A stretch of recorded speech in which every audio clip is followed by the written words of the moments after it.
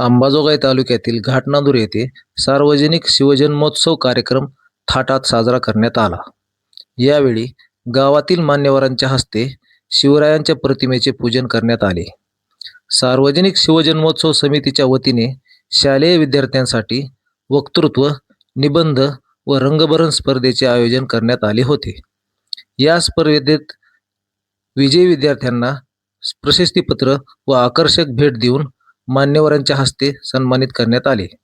या कार्यक्रमास विविध ठिकाणाहून आलेल्या मान्यवरांचे स्वागत शिवजन्मोत्सव समितीच्या वतीने करण्यात आले. हा सार्वजनिक जयंती उत्सव कार्यक्रम पार पाडण्यासाठी समिती अध्यक्ष उत्सव जाधव, उपाध्यक्ष विठ्ठल जाधव, सचिव गणेश जाधव, धैर्यशील जाधव, निहाल गंगणे, चेतन छानवाळ, महेश चव्हाण, चंद्रकांत कानडे, ओमराजे व इतर सर्व पदाधिकाऱ्यांनी परिश्रम घेतले.